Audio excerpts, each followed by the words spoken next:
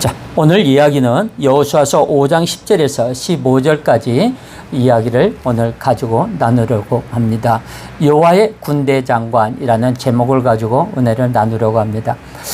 오늘 날씨가 굉장히 더웠어요. 오늘 좀 날씨가 좀 풀어지나 보다 그랬더니 많이 좀 이렇게 더 더워지고 또 다시 이렇게 가고 있으니까 지금 굉장히 밖에는 많은 인파들이 휴양을 찾아가지고 떠나가고 있는데 이 코로나19 때문에 지금 많은 어려움을 당하고 있습니다.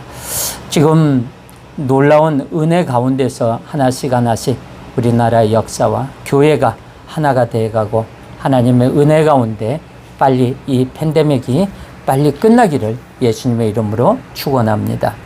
우리가 성령에 의해서 여러분의 사고와 이성이 철저하게 말씀 앞에 굴복되어지기를 예수님의 이름으로 축원합니다.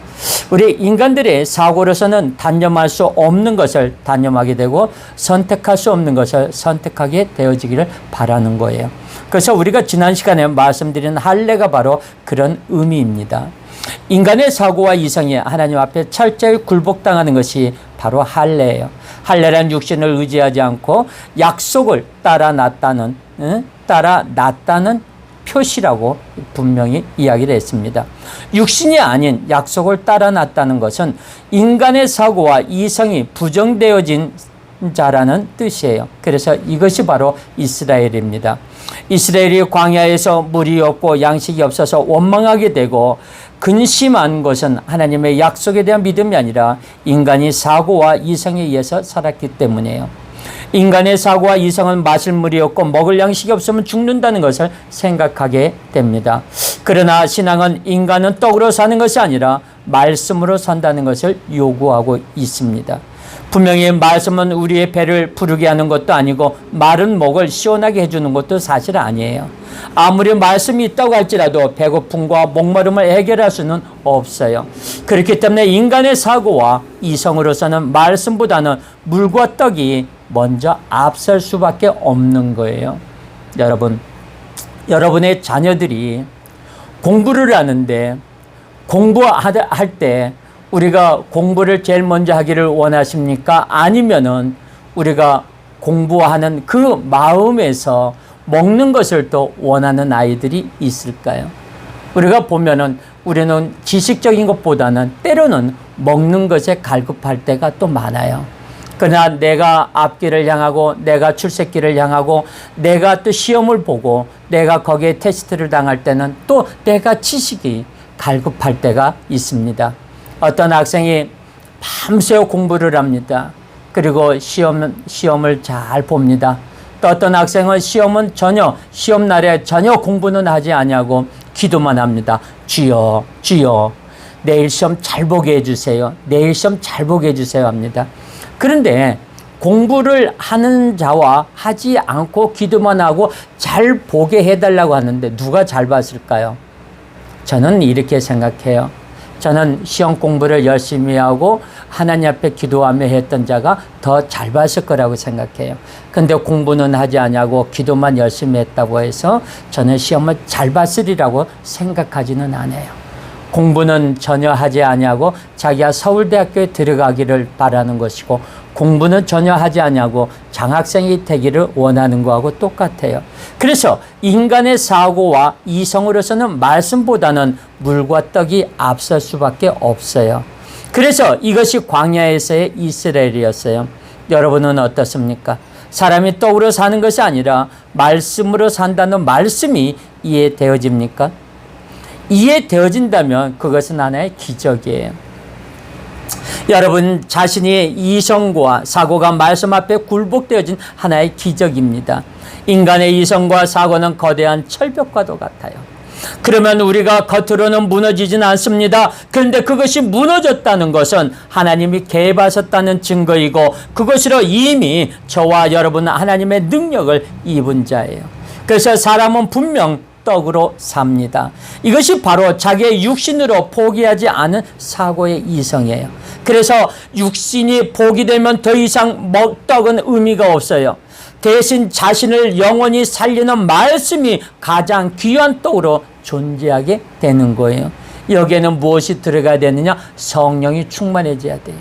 내가 성령이 충만해지고 하나님을 만나고 하나님의 말씀 안에 들어가게 되면 떡 없이 하나님의 말씀으로 살아갈 수 있다는 거예요. 가장 귀한 떡, 그것이 뭐냐? 하나님의 말씀이에요. 이것이 이성과 사고를 초월한 신앙입니다. 할례란 이스라엘이 이런 자로 살아야 한다는 것을 분명히 말씀하고 있어요. 왜냐하면 약속의 땅인 가나안은 인간의 이성과 사고를 용납지 않는 축복의 땅이기 그래요. 이 가나안 땅은 뭡니까? 이스라엘은 요단강을 건넌과 동시에 육신이 죽고 다시 산 자들이에요. 언약궤에 의해서 새로운 생명을 얻은 자들이에요. 육신은 분명 숨을 쉬고 존재하지만 육신이 의미가 있는 것이 아니라 언약궤에 뿌려진 피가 더 의미 있는 백성이 된 거예요. 그래서 이런 자가 가나안 땅에 들어갈 수 있는 거예요. 인간은 언제나 자신의 이성과 사고로서 하나님을 대항하는 존재예요. 홍해 앞에서 이스라엘은 자신들의 이성과 사고를 현실을 파악할 때 죽음 그 자체였습니다. 앞에는 홍해가 가로막고 있고 뒤에서는 애국 군대가 쫓아옵니다. 이젠 죽을 수밖에 없다는 판단이 내려섰어요. 그러자 비록 종으로 살면서 고생은 하더라도 죽음의 위협은 없었던 애굽에서의 생활이 더 낫다는 생각이 들게 됩니다. 그러자 모세가 그토록 원망스러울 수밖에 없어요. 이것이 하나님을 대항하는 인간이에요. 그때 많은 사람들이 어떻게 됐어요? 모세한테 막 따집니다.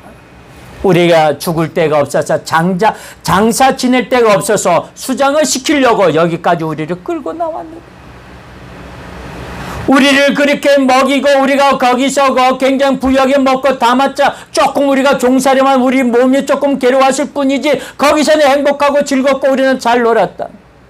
죽음에 대해서는 저기는 느끼지는 못했다. 죽음의 위협과 공포는 느끼지 못했다. 그런데 왜 우리가 너를 따라 나와서 죽음의 공포를 느껴야 되느냐? 속된 말로 6.25 때 난리는 난리도 아니었죠. 와가지고 막 그냥 모세를 죽이려고 막 많은 사람들이 막 일을 갑니다.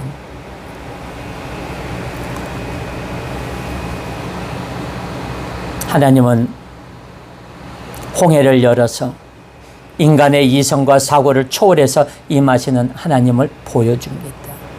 요단강 역시 마찬가지입니다. 자, 너희들은 여기를 봐라. 너희들이 나에게 이야기하지만 분명히 하나님은 우리와 함께 하신다 하면서 모세가 올라갑니다. 저 높은 거 바위 꼭대기까지 올라가서 두 손을 높이 쳐두고 지팡이를 들고 하나님 앞에 기도합니다. 주여 이 길이 열어지게 하여 주시옵소서 하면서 하나님을 향해서 기도합니다. 생각지도 않던데 이 홍해가 그냥 그렇게 막 파도가 넘심넘심 치고 사람들이 곧 집을 삼킬 것 같은 그 파도가 그냥 갑자기 쫙 길이 열리는 거예요.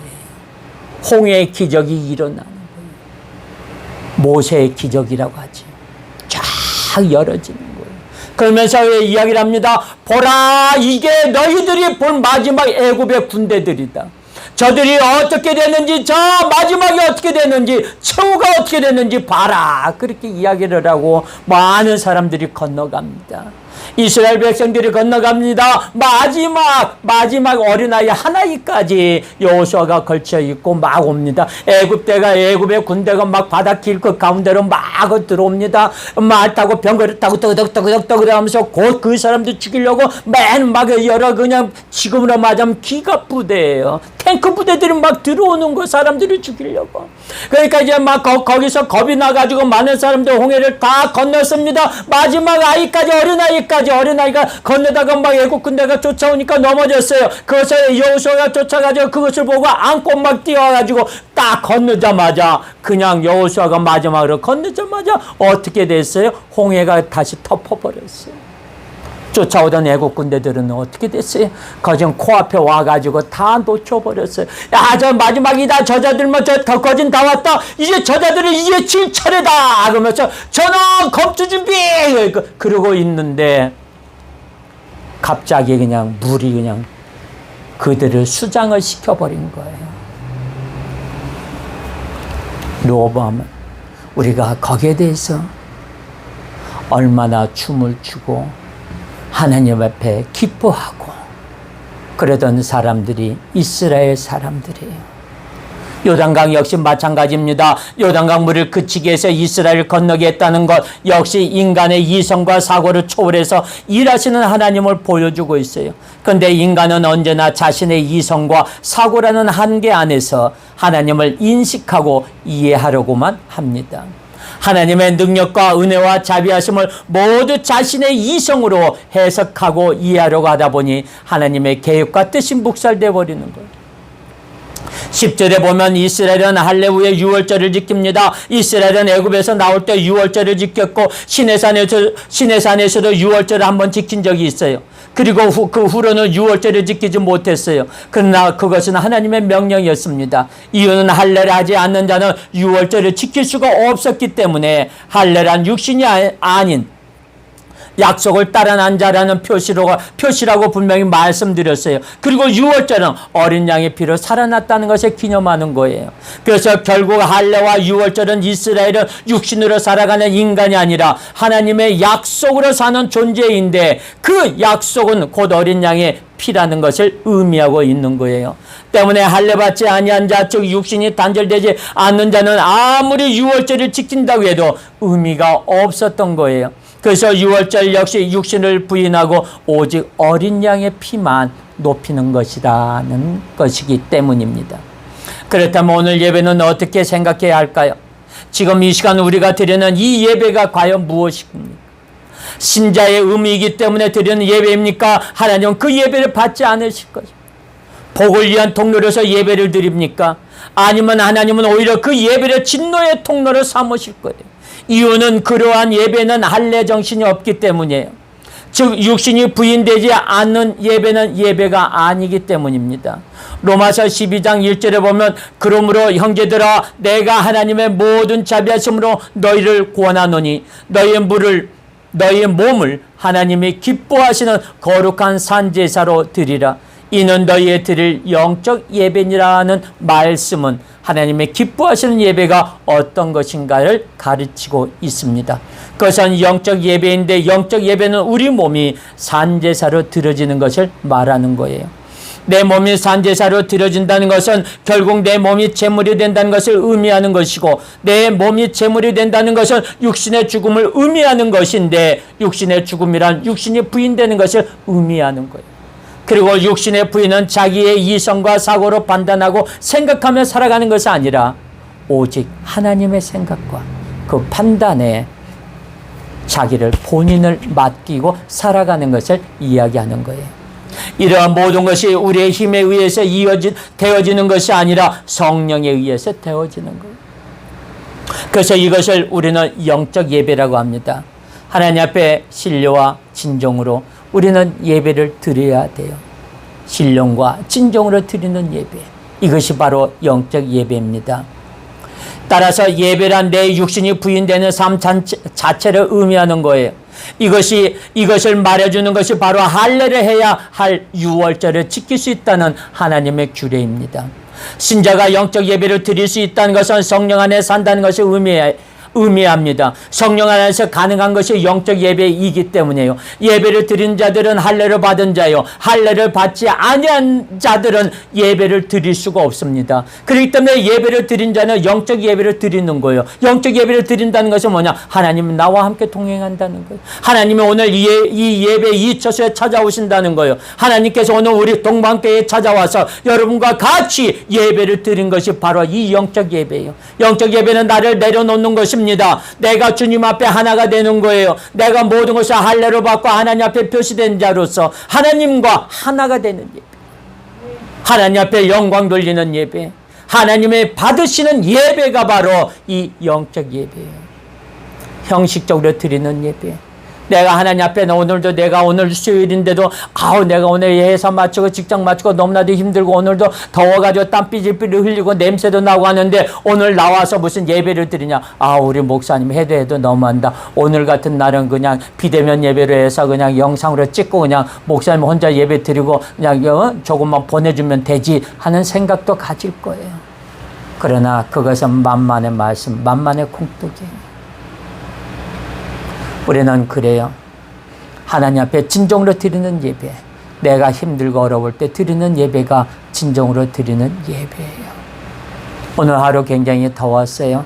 거기다가 오늘 어떻게 됐냐. 오늘 제가 생활을 하다 보니까요. 여러분들 살다 보면요. 내가 오늘 행동하면서 본인이 잘했다. 내가 오늘 참 잘했다. 나 자신을 칭찬할 때가 있을까요? 오늘 제가 바로 그런 날이에요.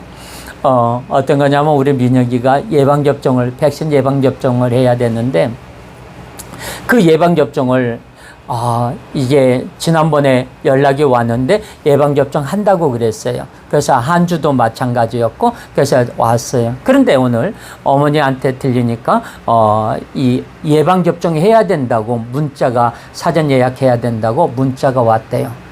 그러면 이거 어떻게 해야 되냐. 보더니 어머니도 인터넷을 할 줄도 모른다고 그러고 전화를 해도 전화가 안 된다고 그러고 그러면 제가 한번 해보겠습니다. 그러더라고요, 어머니가. 예, 그렇게 하세요. 그럼 목사님도 한번 해보세요. 그래. 알았습니다. 그러면서 이제 민혁이 와가지고 오면서 한주한테 이야기를 했어요. 한주야, 너 전화해서 너 오늘 예방접종 예약을 해야 된다. 그랬더니 문자 왔냐? 그랬더니 안 왔대요. 그래, 그러면 빨리 주민센터에 가가지고 예약해라. 그랬더니 알았어요. 그러면 거기 가서 예약해놓고 목사님한테 전화해. 그래, 예. 한주는 참 잘해요. 그런 것까지 혼자 할 수 있고 그런 능력이 있어요. 근데 민혁이는 아무것도 못해요. 한주는 얘는 은행도 갈 수 있고 혼자서 여러 가지 전화번호라든가 컴퓨터도 잘해요. 얘가 그런 아이기 때문에 때로는 지가 인터넷으로 영화도 보고 막 그래요. 그런 아이기 때문에 한주는 모든 걸 혼자 맡겨놓고 감독만 뒤에서 해주면 돼요. 그런데 민혁이는 그렇지가 못해. 하나부터 10까지 손이 다 가는 아이잖아요. 그런데 가서 오늘 이제 예약을 합니다. 1시간 동안 막 여기저기 막 뒤지는데 안 되는 거예요. 전부 다 예약이 꽉 차가지고 예약 불가예요. 그래서 이제 마지막으로 다른 동네로 해가지고 갔더니 세상에 거기를 딱 갔더니 160명 중에 158번째 저희가 158번째 예약을 했어요. 얼마나 뿌듯한지 잘했다 혼자 그런 적이 있습니다. 우리가 살다 보면 이렇게 내가 내 자신이 나에게 오늘 잘 살았다, 오늘 행복하게 살았다 할 때가 있을 거예요. 여러분 하루에 한 번씩 칭찬해 주세요. 사랑하는 내 자녀들아, 오늘 참 행복하게 잘 살았다. 사랑하는 내 딸아, 내 자녀들아, 너희들이 오늘 산 생활한 그 모습을 보니 내가 너무나 흐뭇하다 하는 칭찬 듣는 저와 여러분이 되기를 예수님의 이름으로 축원합니다. 우리는 성령 안에서 가능한 것이 바로 영적 예배예요. 그렇다면 성령 아니라는 것은 무엇이냐? 구약식으로 말하자면 축복의 땅이 되는 거예요. 이스라엘은 할례를 하고 유월절을 지킬 수 있는 땅으로 들어왔습니다. 그 증거가 가나안 땅의 소산을 먹게 되었다는 거예요. 자, 이 가나안 땅의 소산을 먹었다는 것은 무엇이냐? 그렇기 때문에 이상 만나가 필요치 않았다는 거예요. 왜냐하면 그 전까지는 만나가 내려왔어요. 하늘에서 만나가 아침마다 나가면은 이제 만나가 오면은 그것을 걷어다가 밥해 먹고 이렇게 또 쪄먹고 막 이것도 먹고 떡도 해 먹고 과자도 만들어 먹고 막 했는데 그때는 무엇이냐? 하나님이 나에게 주시는 양식이었어요. 그래서 육의 양식을 거기서 먹었는데 가나안 땅에 들어오게 되는데 자 우리가 가나안 땅 하면 뭐라고 그래요? 젖과 꿀이 흐르는 땅이라고 그러죠. 이 가나안 땅은 젖과 꿀이 흐르는 땅. 제가 이스라엘에 가서 봤을 때 차를 타고 이렇게 가는데 아람 땅하고 아람 사람이 살고 있는 이 아람 땅하고 이스라엘이 살고 있는 이스라엘 땅하고 땅 색깔이 틀리더라고요. 이 이스라엘 아람 땅의 그 사람들이 그때 거기를 지나갈 때는 산지라든가 이런 게 뭐냐면 누래요. 완전히 그 산이라든가 이렇게 전부 다 거기가 자갈밭인데 우리가 보기에는 자갈밭이야. 그런데 누래요. 근데 이스라엘로 경계를 딱 넘어오면서 보니까 이스라엘은 땅이 빨개져요. 이 젖과 꿀이 흐르는 땅, 이 가나안 땅은 젖과 꿀이 흐르는 땅은 뭐냐? 이 하나님 그 이스라엘 땅을 딱 들여 보니까 흙 자체가 황토 흙이에요. 근데 이게 굉장히 건조한 상태에서 발을 내가 푹푹 이렇게 디디면은 이 황토 위에서 먼지가 푹푹 일어나요. 근데 하나님께서 이스라엘 백성들에게 때에 따라서 이른 비와 늦은 비를 내려주신다고 그랬어요. 자, 이른 비와 늦은 비를 내려주시니까 그 땅이 황토 땅인데 비가 오게 되면은 우리가 보면은 그래요. 지금 해남에서 막 고구마가 잘 되고 거기 모든 저기들이 식물들이 다 잘 되잖아요. 농산물들이. 그래서 해남 것은 좀 비싸고 맛있고 그러잖아요. 그런데 거기가 해남 땅이 뭐냐면 황토 흙이에요. 가서 보니까 해남에도 그냥 완전히 이스라엘 땅처럼 황토 전부 다 온천지 해남 자체가 해남 자체가 이 황토예요. 근데 황토흙이다 보니까 이 모든 농산물이 지으면 잘 되는 거예요. 그런데 여기서도 보면 이스라엘에서 거기서 너무너무 잘 돼요. 그런데 이 가나안 땅에 너무나 잘 되다 보니까 이 젖이 흐른다. 거기는 목축업이 거기가 발달이 돼 있어가지고 이 양이라든가 염소라든가 이 전부들 다 소를 이렇게 해서 목축을 키우는데 이 푸른 초장으로 해가지고서 거기서 이 많은 저기가 있다 보니까 젖이 풍부해요. 우유에서 나오는 우유가 풍부하고 거기에 그러는데 그러면 꿀은 무엇이냐? 제가 이스라엘에 가서 그 호텔에서 아침을 먹으면서 거기서 이제 가이드가 이야기해 주는데, 자, 목사님, 요것은 꿀입니다. 요것에 해서 빵을 해서 찍어서 드시면 맛있어요. 그때, 아, 그래요? 그랬더니, 아, 그래요. 여기 꿀이, 여기가 벌이 잘 되나 보죠. 아니에요, 목사님. 여기 꿀은 그 꿀이 아니에요. 그럼 뭐예요? 그랬더니, 대추, 야자나무 대추래요. 야자나무 대추 열매로 만든 거래요. 근데 그 야자나무 대추가 굉장히 커요. 제 엄지손가락 한 2개 정도 합치해가지고 그 하나만 하는데, 그거 하나를 먹은데 얼마나 단지 몰라요.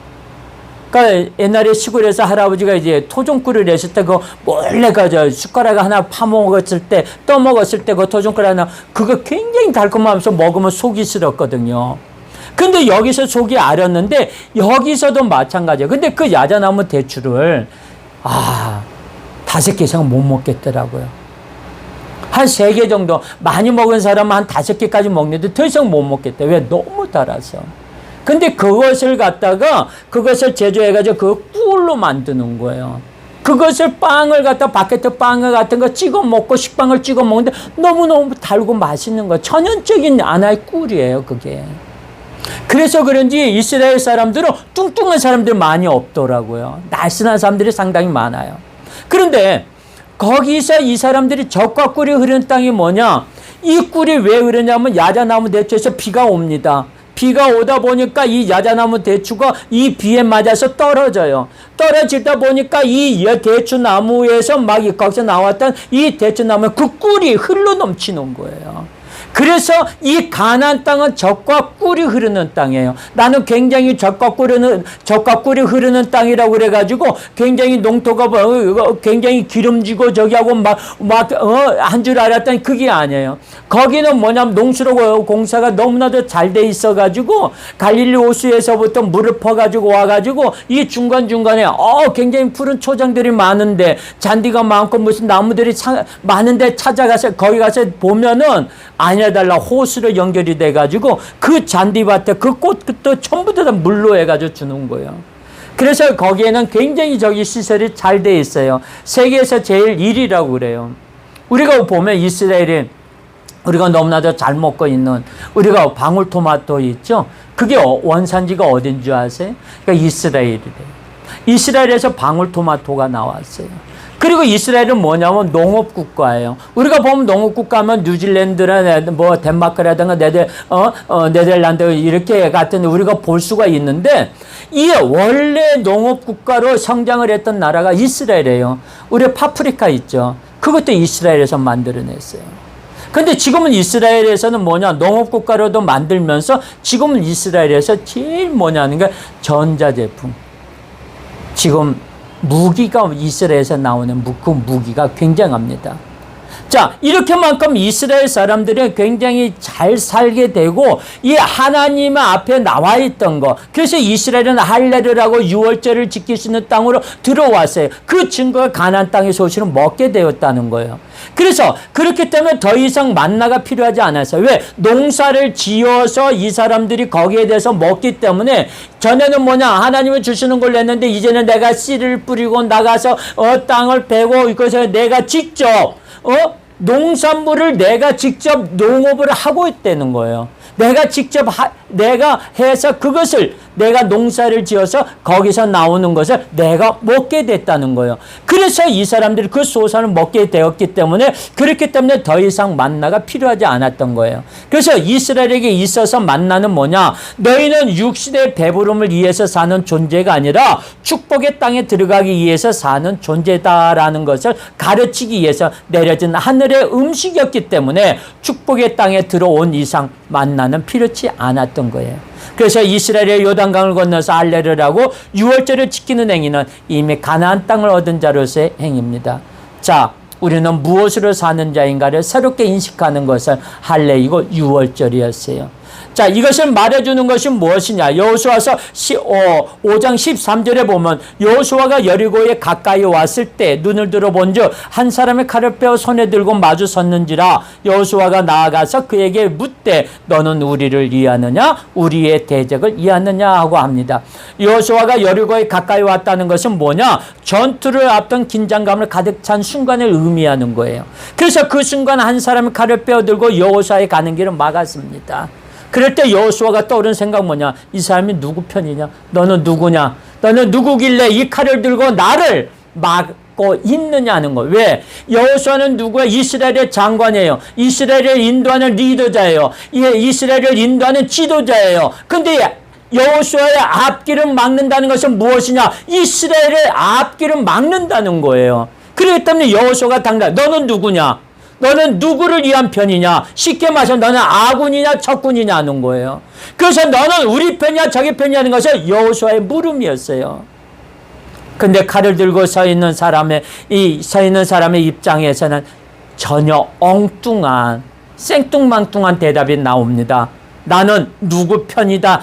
누구 편이다는 말을 하는 것이 아니라 여호와의 군대 장관으로 왔다 하는 거예요. 나는 누구의? 여호와의 군대 장관. 그러면 여호와의 군대 장관으로 한다면은 여기서 보면 여러 가지 보면은 이때 당시에 여호와의 군대 장관이 뭐냐? 예수 그리스도를 이야기하는 거 아니냐 하는 설이 많이 있습니다. 이때 당시에 그러면 하나님의 천사장으로 미가엘이 온 거냐? 아니면 하나님의 천사로서 천사장이 이스라엘의 여호수아를 보호하기 위해서 온 것이냐? 아니라는 거예요. 여기서 뚜렷한 적이 없어요. 그래서 여기서 왔다는 것은 무엇이냐? 주 예수 그리스도. 예수 그리스도가 여호와의 군대 장관으로서 이스라엘 백성 앞에 나타난 것 아니냐는 그 설이 더 깊게 나옵니다. 여기서 여호와의 군대 장관으로 오신 분은 여호수아의 편도 아니고 가나안 족속의 편도 아니고 단지 여호와의 군대 장관의 신분으로 존재한다는 거예요.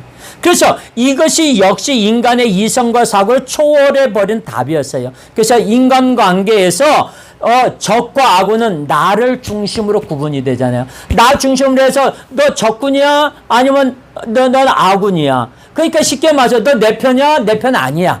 그런 것을 묻는 거죠. 나를 위한 자는 아군이고 나를 해롭게 하는 자는 적군이 되는 것이죠. 그래서 나를 해롭게 하는 자를 돕는 자까지도 적군으로 여겨버립니다. 마찬가지로 인간이 하나님을 생각할 때는 언제나 나를 돕는 하나님으로 생각을 합니다.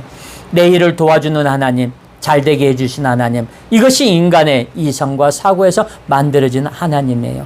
이러한 인간의 생각으로 여호수아도 칼을 들고 선산을 봤을 때 누구를 위한 자냐는 것이 맨 처음에 관심이었던 거예요. 그러나 대답은 나는 여호와의 군대 장관으로 왔다는 거예요. 나는 누구 편도 아니다는 거예요. 누구를 위해서 온 것이 아니다는 거예요. 다만 여호와의 군대 장관으로 왔다는 거예요. 여호와의 군대 장관이란 여호와의 군대를 지휘하는 자라는 뜻이에요. 그래서 즉 군대 최고권자로 온 것이지 누구를 돕기 위함이 아니라는 거예요. 그럼 군대 최고권자가 누구예요? 주 예수 그리스도라는 거예요. 여기서 보고. 그래서 군대 장관은 누구냐? 주 예수 그리스도. 예수 그리스도가 군대 장관으로 왔다는 거예요. 우리는 이 말씀 한마디를 가지고도 오늘날 성도들이 하나님에 대해서 얼마나 큰 오류를 범하고 있는가를 알 수 있어요.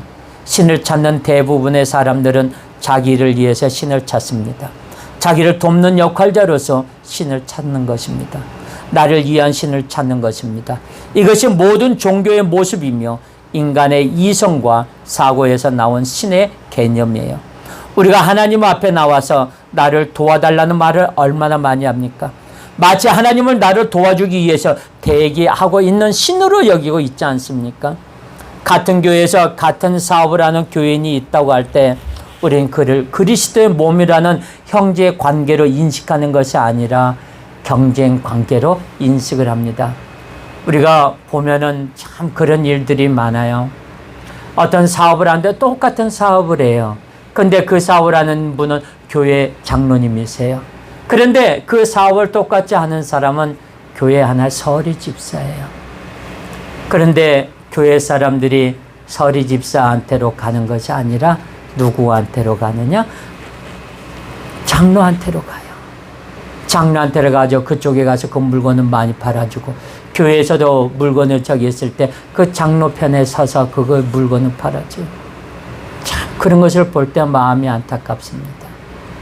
교회는 물론 성도들을 도와주고 성도들의 편에서 일을 하는 건데, 그렇게 같은 저기를 할 때, 같은 업종으로 있을 때 서로들 경쟁 관계를 인식을 해요. 그리고 하나님은 저 사람보다는 나를 더 도와줄 것이라고 기대를 합니다. 내 신앙이 더 좋기 때문에 나를 도와야 한다는 거예요. 이렇게 우리는 나의 일을 도와주신 하나님을 기대하고 바라지만, 정작 하나님 편에서는 나는 누구를 위해서도 존재하지 않는다는 거예요. 스스로 계신 하나님은 오직 스스로를 위해서 존재하시고 일하실 분이라는 거예요. 그래서 그것을 여호와의 군대 장관으로 왔다는 말씀으로 가르치고 있습니다. 이 말을 들은 여호수아는 더 이상 다른 말이 필요 없이 땅에 엎드리고 절하고 나의 주여 종에게 무슨 말씀을 하시려나이까라고 말합니다. 이것은 하나님과 신자와의 관계예요. 나를 위한 하나님은 없습니다. 단지 하나님을 위한 종이 있을 뿐이에요. 이 점을 항상 명심하시기를 바랍니다. 나는 여호와의 종이라는 것만 생각하십시오. 주인의 종을 위해서 있는 것이 아닙니다. 주인이 종을 위해서 있는 것이 아니에요. 다만 종이 주인을 위해서 존재할 뿐이에요. 이런 마음을 갖고 살아가는 동방교회 성도들이 되시기를 예수님의 이름으로 축원합니다. 여호수아서 5장 15절에서 보면 여호와의 군대 장관이 여호수아에게 이르되 내 발에서 신을 벗으라. 내가 선 것은 거룩하니라. 여호수아가 그대로 행하니라 라고 이야기를 합니다. 이것은 하나님이 불붙은 떨기나무에서 모세를 만나는 상황과 동일해요. 그때도 하나님 모세를 이스라엘의 지도자로 보내면서 내 발에서 신을 벗으라. 내가 선 것은 거룩하니라 그래서 이것은 모세가 이해한 것입니다. 모세가 우리들에게 이야기합니다. 여호수아도 모세가 이야기합니다. 내가 일하는 것이 아니라 내가 일한다. 이것은 뭐냐? 하나님이 모세에게 일하는 것. 모세야, 네가 일하는 것이 아니라 내가 여호와 하나님이 일한다는 것을 가르치는 거예요.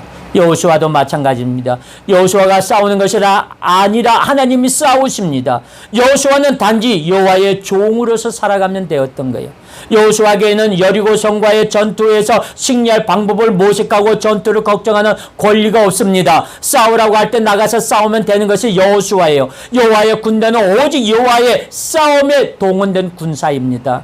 우리의 싸움의 군대 장관으로 오시는 것이 아니라 하나님의 싸움의 군대 장관으로 오시는 거예요. 그래서 우리는 나의 싸움에 하나님이 도와주시기를 바랍니다. 이것을 잘 구분해야 돼요. 내가 싸울 것은 혈과 육이 아니요 악한 영들과 싸우는 것입니다.